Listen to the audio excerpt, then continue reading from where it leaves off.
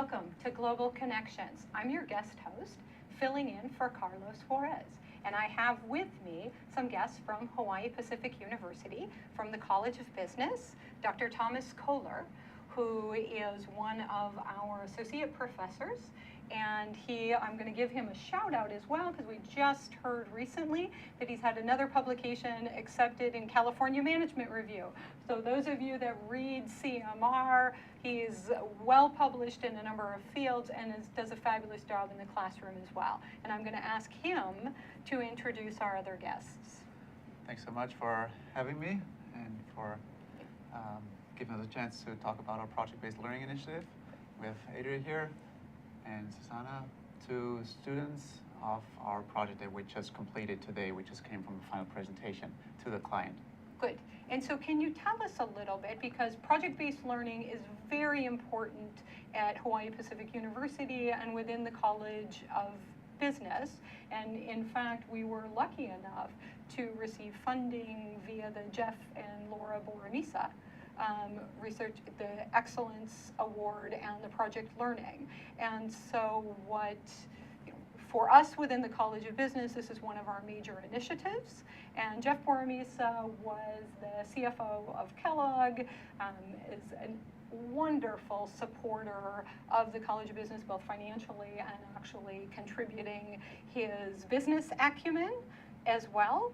And so we're going to talk today about some examples that fall under that project-based initiative. But can you start us off with explaining to the audience, what is project-based learning? What is that? How is that different than an internship? Yeah, so I think there's different ways of learning, and project-based learning takes the approach of learning by doing. So with our project-based learning initiative, we partner with outside organizations, companies, or nonprofit organizations, or also state departments to work on projects that allow the students to have an opportunity for hands-on work that allow them to build their skills they will need in their workplace. And for the companies we're partnering with and the organizations, it's an opportunity to add value to whatever business challenge they might have.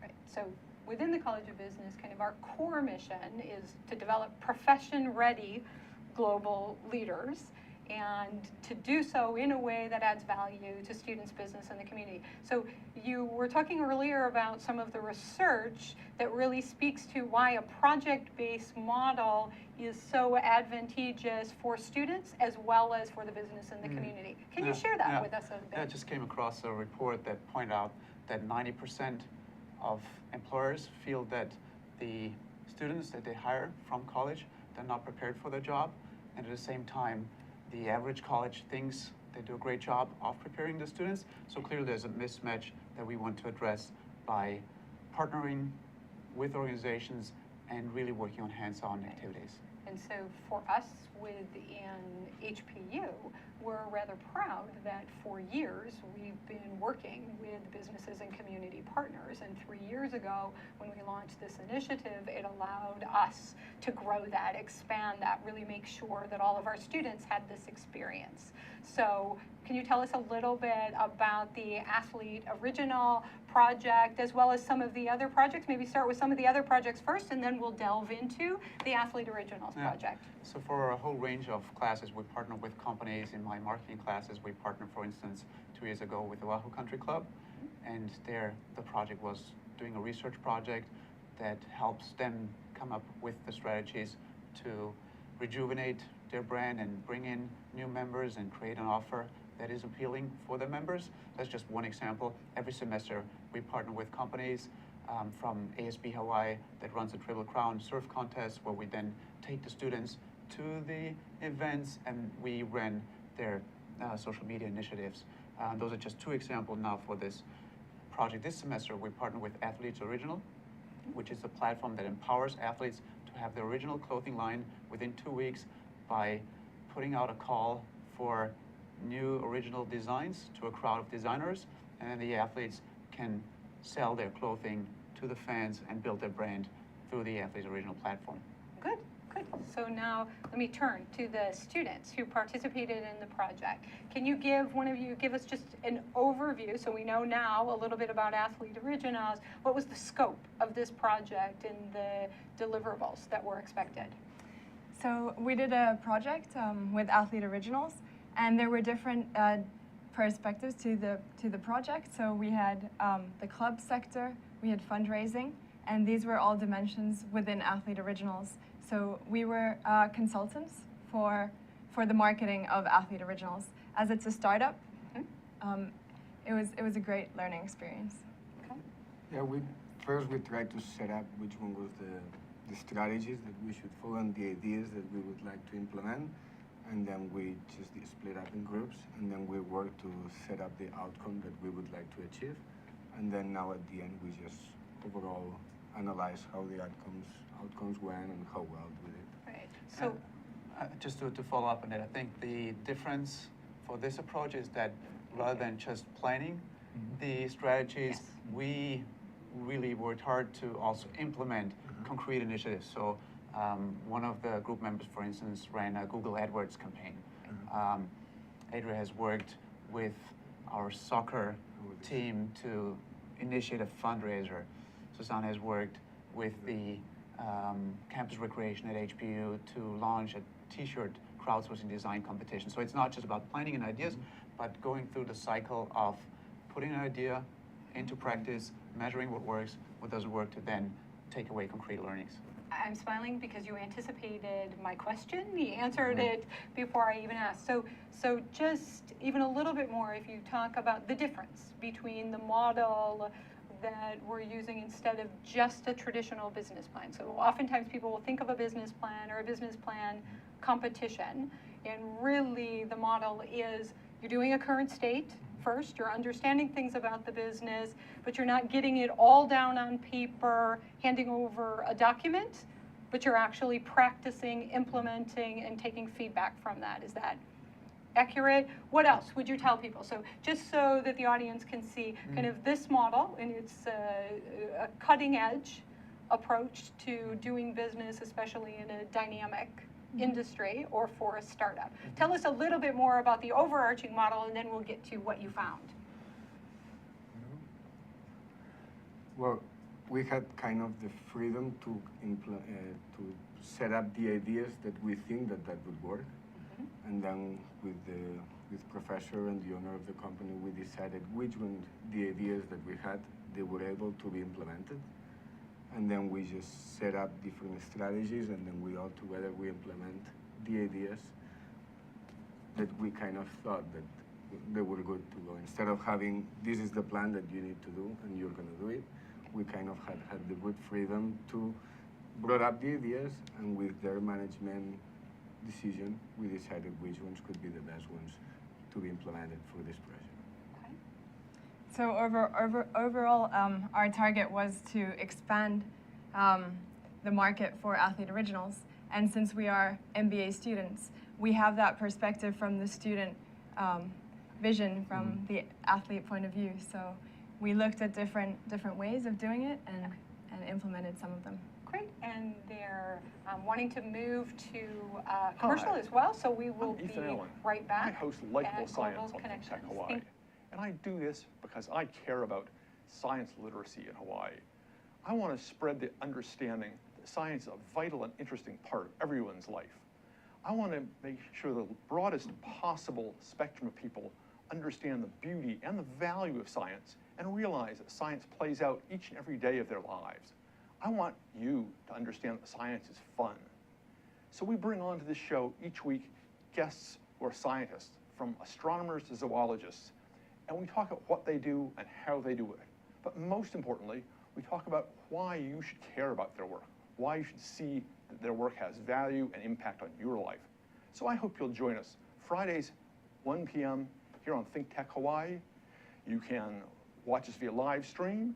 You can watch us recorded on Olelo, and you can see us each week. We hope you'll join us. Welcome back to Global Connections, and we're just going to follow up where we left off, talking about the Athlete Original project on our project-based learning initiative.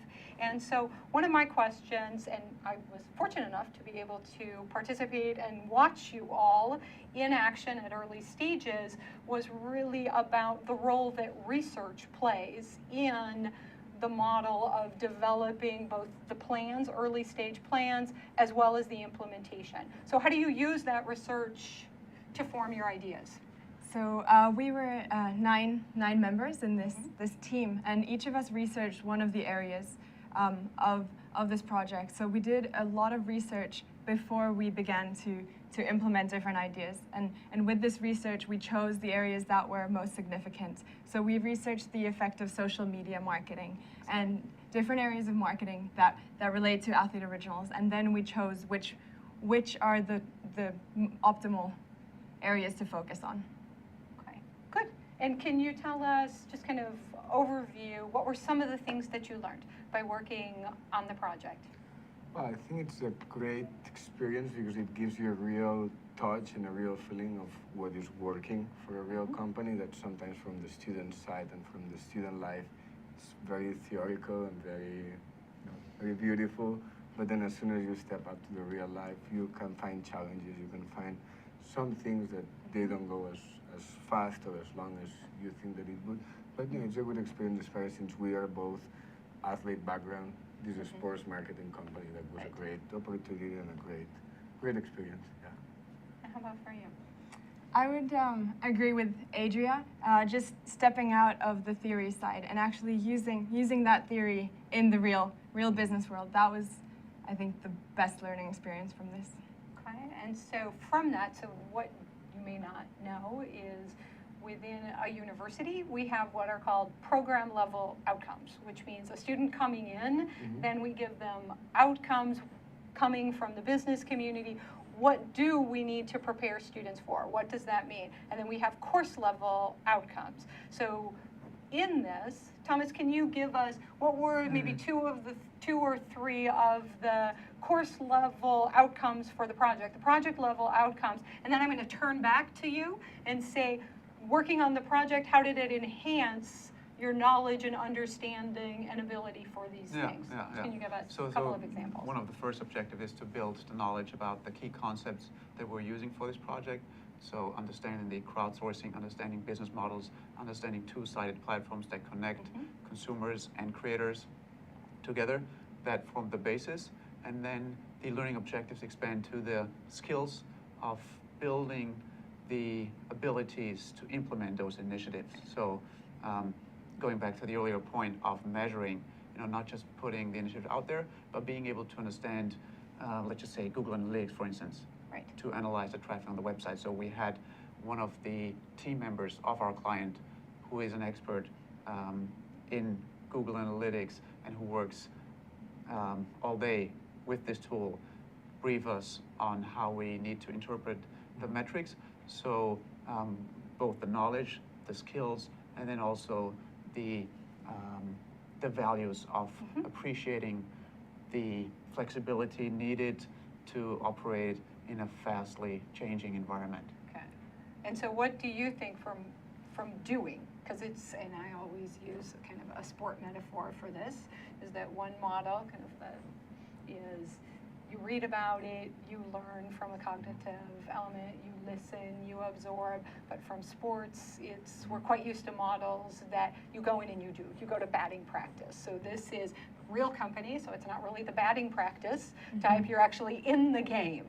And so kind of, one of the how did that experience work? I think that I've learned the most, and I've seen it, that is not kind of what idea do you have or what you're doing, it's the matter of how you do it, and how you're gonna face it, and what the steps you're gonna do, and basically how you're gonna do it, and how you're gonna overcome the barriers that you're gonna find, you're gonna predict them, and then how you're gonna succeed. Okay, and I think that's an excellent takeaway, that really is, whether it's at the high school level, people using project-based learning, that you don't just learn about it, that the how is critical. So let me ask you, what was the most surprising thing you learned when you actually started applying the research and the theories? What was something that was like, oh my goodness?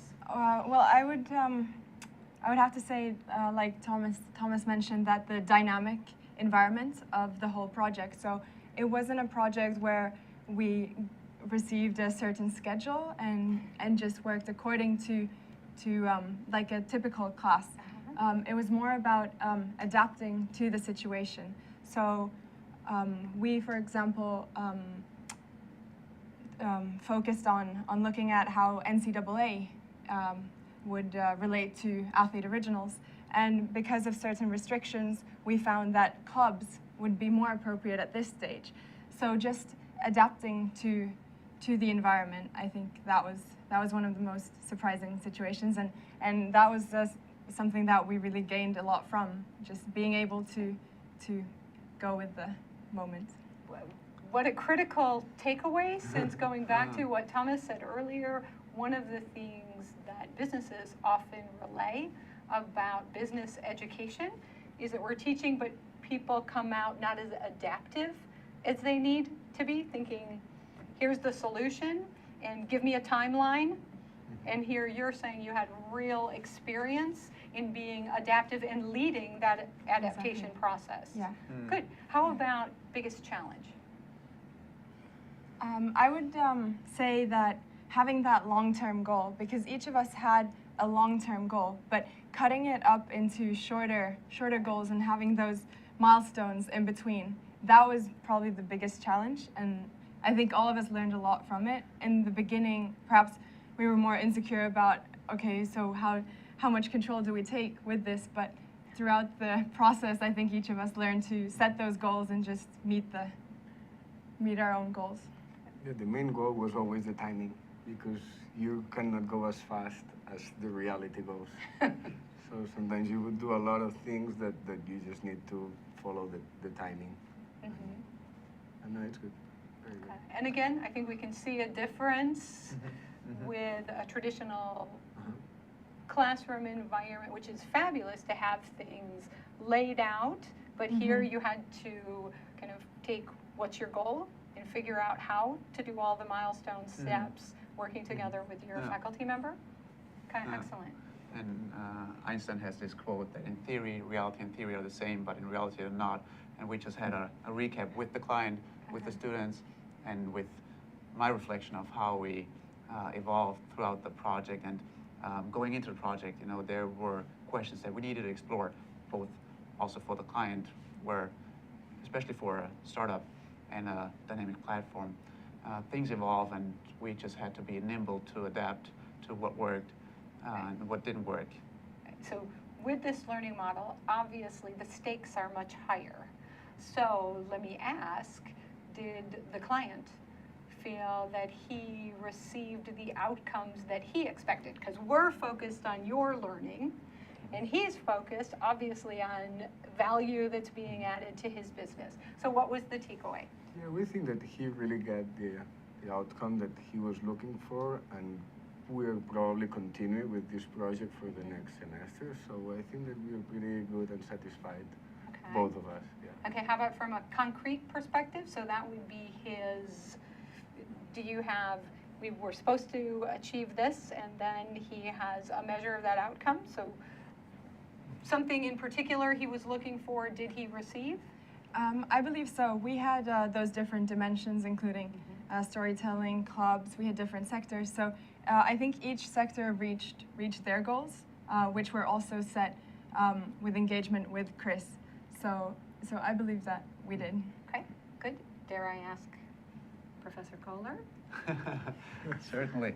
Yeah. Yeah, I think we accomplished a lot. I wish we would have accomplished even more, but also for the client, you know, who was happy with the outcome, and some of the deliverables that we presented today will be included next week. So for instance, we worked on creating the stories for the athletes that have their brand through Advantageous Original. So they will be going out on social media next week, and then we'll be able to measure the engagement and hopefully an increase in sale at the platform. So it will be interesting to see those concrete outcomes, and we have some outcomes like with the Google AdWords campaign where we increased recognition for the platform. Okay, and Thank you very much. So we're glad you had an interesting experience. So when I'm talking to the client, I'm getting very positive feedback Yes, you will. as the project is moving on. And so thank you for talking about this example of project-based learning.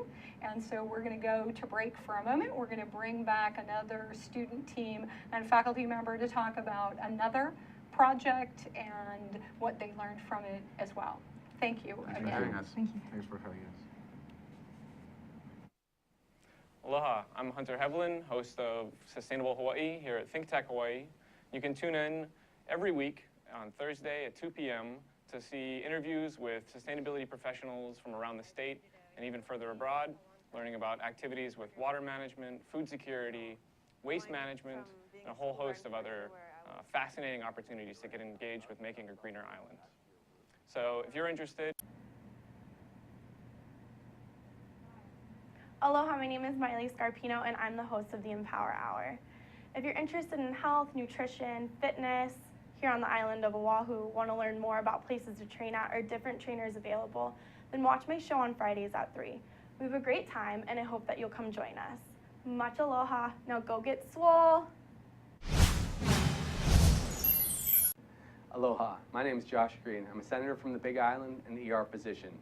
Every other Tuesday, I get to host a show here on the Think Tech program about healthcare. We call it Healthcare in Hawaii. It's really enjoyable for me to bring other healthcare leaders from around the state to talk about our pressing issues. Hawaii has long been the health state, but we need to keep up the momentum, the inertia, and with your help and with your participation, we can come and share all of the big issues that are pressing day to day. Thanks for joining us every Tuesday, alternating weeks from 2 to 2:45. Aloha, I'm Keli'i Akina, president of the Grassroot Institute and host on Ehana Kako, a weekly program on the Think Tech Hawaii broadcast network. Ehana Kako means let's work together. Think of the sad alternative, let's not work together. Here in Hawaii, with all of our diversity and the richness of the people, it's important for us to come together around issues on the basis of what's right and what's good and what's going to serve the common good. And that's what we try to do at Ehana Kako. Every week we interview movers and shakers, people in government, business, and other sectors of society to talk about how to create together a better government, economy, a better world here in Hawaii that can bless the rest of the world. I thank you for your attention to Think Tech Hawaii, and we look forward to seeing you every Monday, 2 to 3 p.m. on the Think Tech Hawaii Broadcast Network. We're Ehana Kako, and we wish you well. Aloha. Here's the deal. I'm Jay Fidel. I'm the host of Hawaii, the State of Clean Energy, which is the Energy Policy Forum's program on Wednesday. That's how we call Wednesday Energy Wednesday. We call it Energy Wednesday every Wednesday. Are you surprised? Okay, and we try to get guys like Jim Alberts here from Hawaiian Electric who can tell us what's really going on in energy. We want to be informed. It's so important. It's the most important initiative in our state. Clean energy is major, okay? And that's why we cover it on this show.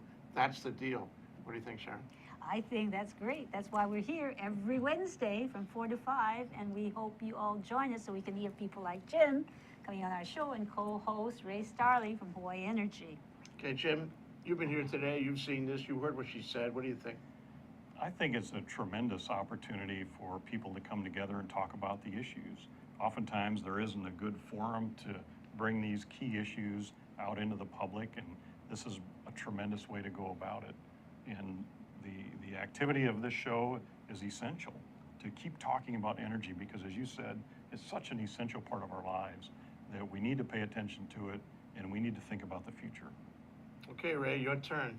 Well, this is a special time in the history of Hawaii where we're making some pretty radical changes in the way we use energy and generate energy. And this show is the one place you can count on coming to every Wednesday and hearing something about the latest issues that are on the table, being discussed, that will affect us all going forward. So come join us, and if you have some ideas you want to share with us about energy, give us a call and let us know. We'll put you up here and let you talk for an hour. So come see us. Thanks, Ray. Thanks, Sharon. Thanks, Jim. It's great to be, from Think Tech's point of view, it's great to have this show. We love the show. It's our most important show. So come around and listen to us 4 to 5 on Wednesday. Thanks a lot. Bye. Aloha. Aloha.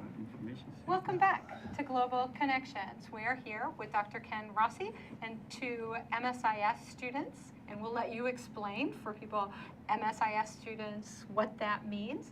So Ken, can you tell us a little bit about, first introduce the students, and then about the TIP program that we're working with within the College of Business? Today I have 3 students, Marcus Mendonca and Dan Furuvarp, and Jenny Du, who's on the sidelines. She was ready in case we needed her.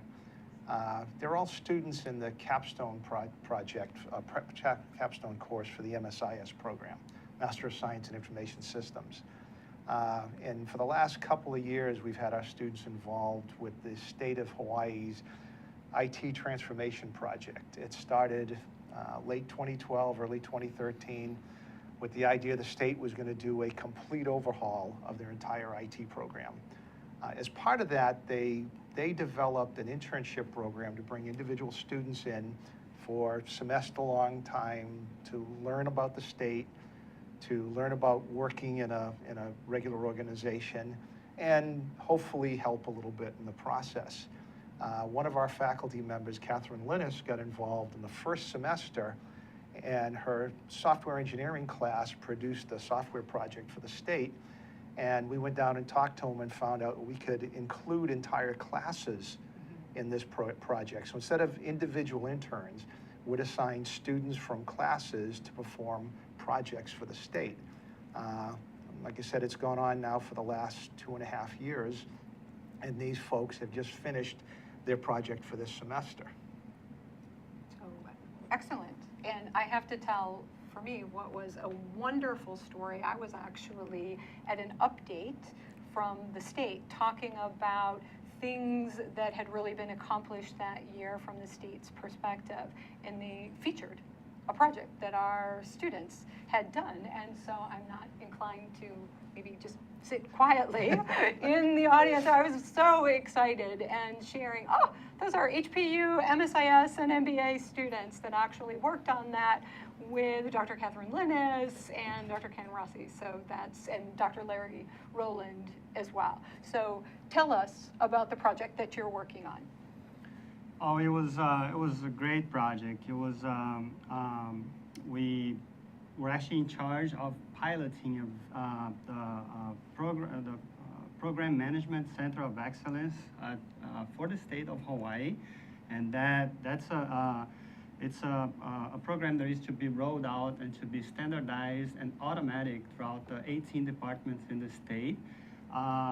We were in charge of all the other groups of interns. There's about 40 or 50 of us. Yeah. And every week they had to give us status reports on what the projects were, and we used the project management process to document those processes and follow up with them and mentor them, and also give feedback to the project managers that were managing us. So it was a great experience because not only we had access to the people of the state. We were. It was a great way to network. It was also a hands-on experience that got us to work for real and in a good way professionally. And we just finished yesterday. We had a great ceremony. There's some weight off our shoulders right now because it was very time-consuming, I would say, and but it gave us a good feeling of job well done in the end. It was really nice to hear from the people of the state what we've done and everything that we did for them. Good, good. Anything you would add? Yeah, I would say it's awesome because the project gives us, as he said, live experience. So this is experience I can take with me, applying jobs. I do have a working experience for me. That's exciting. And so, same question that I asked the other side of students. So here is an opportunity to not just learn about it and not just practice it in a very safe classroom environment, to actually go out, work where people are depending on you. As you said, here you're in direct contact and giving outcomes that people are using. So what were some of the things for you that you learned that were even a little surprising? I would say that actually having sometimes communicating can be difficult sometimes, but we get through it. Also, that things might take some long times than you expect for like a class project, because here in this project there's more people involved, there's more work involved in what we're doing. So actually scheduling and do the things can take a bit long time than we do in the class, and that's the kind of things to know. Good, and I think everyone that is out in the work environment is nodding along with you that yes, to plan it is kind of the easy part. To execute usually takes longer and more communication than we think. Excellent. How about for you? I think that, you know, everything that the professors teach us in class is, not everything, but a lot is about the beautiful world of business and how everything works right and how everything is done on time and all that. So going to the state and helping them with this project was actually a good experience, or a good way for us to see that it's not like that, right? And one of the problems, actually, you said, talked about communication. We had a major communication problem in the beginning when,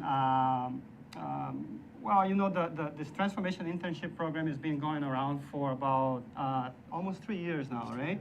And for the past almost 3 years, it's always been the same way. But then this semester, there was a major change, and with the new governor and the administration and all that. So in the, say, second or third week of the program, there was a huge miscommunication going on with, and that's among the professors, all the stakeholders, including the professors, the interns, and the project sponsors. Luckily, and in a good way, we were able to get things together. There was what we call throughout the program the storm recovery. We were able to recover from the storm and from the huge communication to fix everything and get things back on track, and then to finish the program in a very positive way. And that was, once again, yesterday.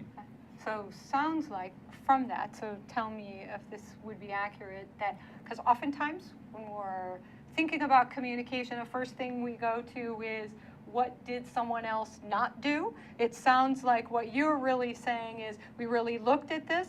Anytime there's a transformation, how do we all step up our communication so that something changing, we're all contributing, we're all communicating, and you had some very positive outcomes from that. Absolutely. That's excellent. That is excellent. So you actually answered my next question, which was, what were some of the challenges you faced? Anything else that was a challenge you faced and that you learned something from really being able to handle the situation? No, I wouldn't say that, but it's important to be dynamic in your project, especially because things changes all the time. Yes. Okay. So, and what were the things that you learned in doing the project that helped you with that? Actually, I don't come up with something, no. Okay. Is it more just, you have to do it? Yeah, you just so here you are in a situation, you have to do it. Yeah, you just have to do it and pull through it. Okay, this project has to be done, this task has to be done. Right. Yeah. Okay. Which is one of the very positive takeaways. Yeah. And so if you're looking, you mentioned that working on projects are usually significantly more work than maybe a traditional class experience might be, more at stake, more unusual hours. Was it worth it? Definitely. I like the experience I got from this, for sure. Even though we had probably put a lot of more hours than some of our other classmates, because they write a paper, we do the project. So because we had weekly meetings with the states and presentations and all the things, yeah. Okay, how about for you? Was it worth it? Oh, definitely. I think that, you know, I mentioned the theory in the classes with project management is part of the program, and that's one of the classes that we have to take. And a lot that you learn often comes this way and goes out this way, and then you're like, when am I going to need that, right? So this was the time that we used it. And knowing that there is a process for any projects is actually very helpful, not only on your professional career, but also on your personal career. One of the consultants was saying that, you know, these documents and everything, all this documentation that we go through, I actually do that at home, you know, with my kids and on small projects that I have at home. So I'm like, oh, okay, so there is an idea too. Oh, so that's a different takeaway. Yeah, Usually we think about it to right? students, business, and the community. Now we can add, and families Yeah. as well.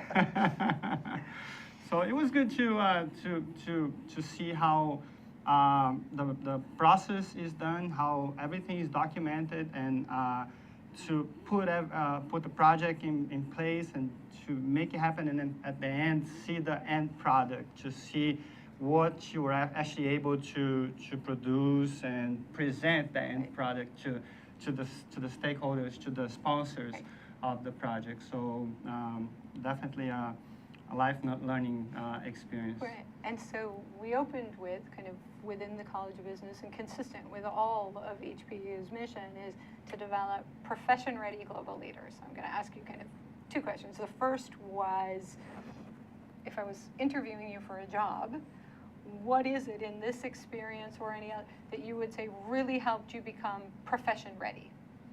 So did it help doing the project? So you've given me, seems like an awful lot of examples that I can assume that it increased your profession readiness. Would that be accurate? Or did it help you feel like you could hit the ground running in your current job or new jobs coming up?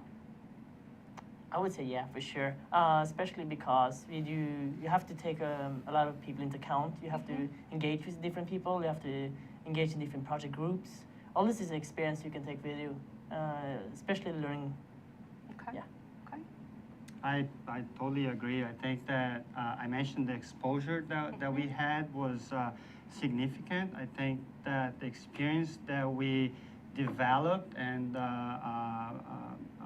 the things that we learn are to be with us forever. And I consider myself totally ready. I'll tell you that there is people that have been contacting us. Well, and actually that is one of our takeaways. So we didn't have that kind of right within our mission, but for us, making sure we're preparing people and also helping people find work where they can continue to add value. So in the projects, it is not unusual for whether it's the state or a company that we're doing projects for them to say, oh, by the way, could we hire this student moving forward? So good takeaway. How about the leadership side? And so oftentimes for MSIS, people think about it really as a technical role, even though we know in that there's an awful lot of leadership. Speak a little bit about how this experience or any of the projects that you've participated in really helped you with your leadership skills. You know, when I first sat with the dean about choosing this program and to making a decision whether I was going to do an MBA or something else, I really wanted to sit with Dr. Roland, which is our the head of the department chair. And I sat down with him, and then after having a talk with him, I told him, Professor, I really like to be involved with technology. I think that it's a great field. But I'm concerned because I come from a business background. I don't know anything about programming and whatnot. And then after like 30 minutes or 40 minutes of talking to him, he was like, you're the person that we're looking for in this industry, you know? And then after that, I was like, oh, this is what I'm doing. Because it does, you need to have some type of, I mean, you don't need, but you can develop some type of people's skills to manage, to lead, as you mentioned, other groups. And in this program that we were this semester, there was also a great opportunity for us to do that. Every team had to choose a project manager, and every project manager had to come up and do presentations and had to lead their groups also. And so it was a whole great global experience of leaders and leadership and people skills and presentations and things like that we had to do. So definitely. Excellent. How about for you, as on the leadership side? I would say the project actually gave me much more confidence doing the leadership because I was kind of scared. I do actually have an IT background from Norway, so we do a lot of project managing, but it's not the same as doing a real project for it. So that gave me a lot of confidence and a real life experience. Yeah.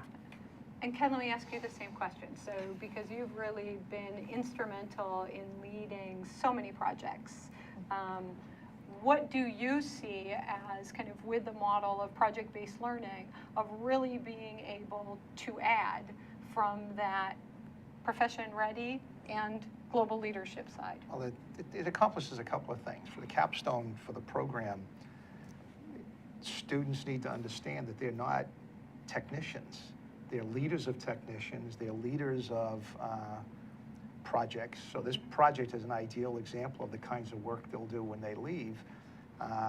Although they didn't leave the country to do the job, when you look at a global team, you've got Brazil, Norway, and Taiwan, and the fourth student was from the United States. So you have this international group of students who go into a leadership position because they're leading projects. Right. They were leading a group of project managers, and then the project teams themselves, the team that did the HRD program had 7 Saudi Arabians and 2 from another country and 1 from the United. I mean, it was an unbelievable mix of students. And so you not only have to do the work, right. You not only have to deal with the communications issues you have with a client organization, which is the bureaucracy and all of that, you also have to develop communication skills amongst yourselves.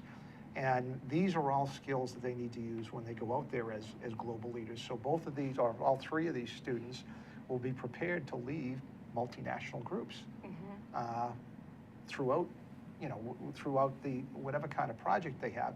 Plus, they got that experience of what an MSIS student should be doing, which is that big systems integrator. They integrate all the different parts of an organization and connect it through technology. So it kind of fulfills the and the final thing is what they notice, and we call it the aha moment. Is you learn all this stuff in class, and you walk out there and you go, aha, that's what this is about. So it's a phenomenal experience for them, for the state, and for us.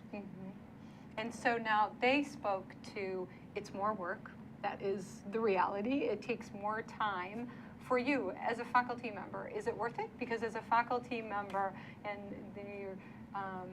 it's something that we know that business leaders are asking for. It's something, so you can see behind me on our screen, Jeff Boromisa really spoke to as well as something that is critical. Thomas talked about before.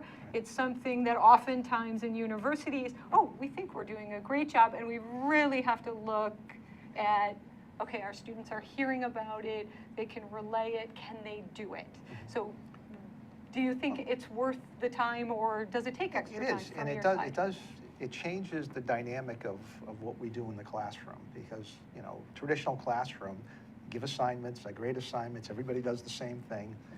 In this environment, this semester only had 1 external project. Other semesters have had 3 and 4, and the assessments I use for them change.